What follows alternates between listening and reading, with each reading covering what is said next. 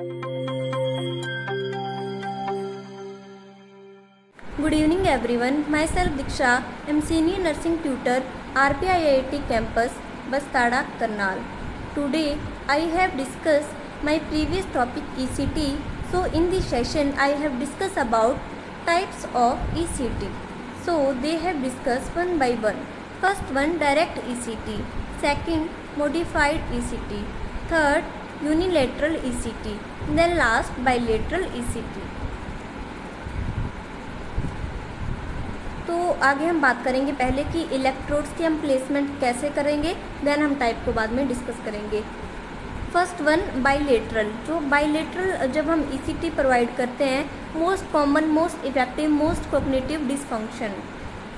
अगर किसी पर्सन का कोग्निटिव डिसफंक्शन है उसके लिए हम क्या करते हैं, बाइलेटरल जो प्लेसमेंट करते हैं इलेक्ट्रोड्स की, ये इफेक्टिव होती है। कोग्निटिव के जो भी डिसफंक्शन हुए हैं उसको प्रॉपर कंडीशन में लाया जाए।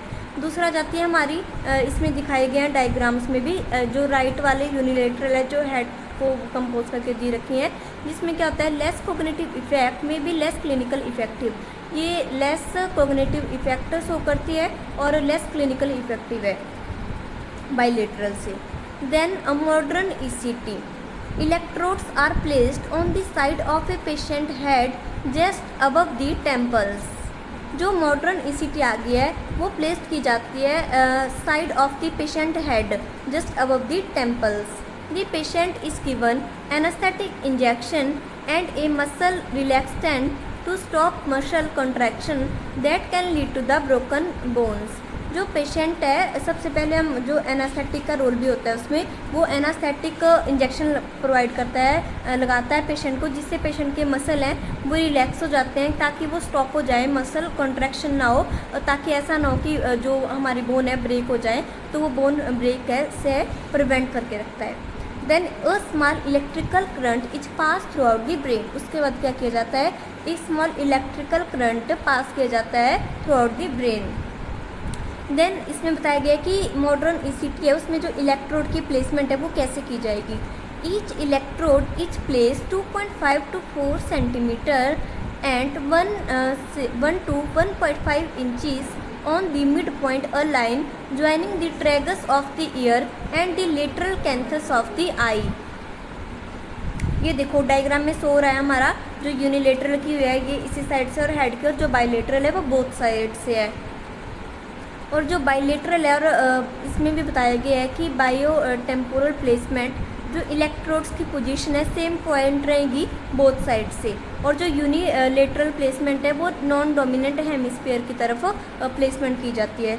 जो सिग्नल्स दिए हैं पॉइंट से शो किया गया है इसमें आगे से अच्छे से, तो ये डायग्रामेटिकल रिप्रेजेंटेशन है।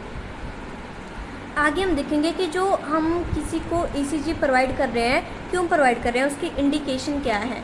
तो फर्स्ट वन क्यों दे रहे हैं, क्योंकि उस पर्सन को सीवियर डिप्रेशन है, सीवियर डिप्रेशन में आ जाता है, सीवियर एपिसोड आ रहे हैं, उसको बार बार डिप्रेशन में जा रहा है पेशेंट। क्यों जा रहा है, कौन सा रीजन है, स्ट्रेस है, इन्वायरमेंट है, या कोई क्राइसिस है।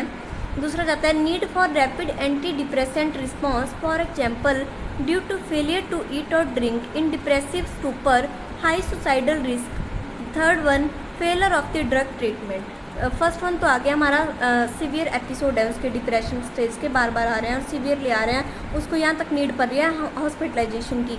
सेकंड में आ जाता है need of the rapid antidepressant response due to the failure to eat और ड्रिंक, वो अच्छे से खाने और पीने में एबल नहीं है, depressive stupor, high suicidal risk आ रहे हैं पेशेंट में। देन लास्ट आ जाता है failure to drug treatment. Thank you for the watching my video. Please like and subscribe our channel. Please continue the topic. Join my second session. Thank you.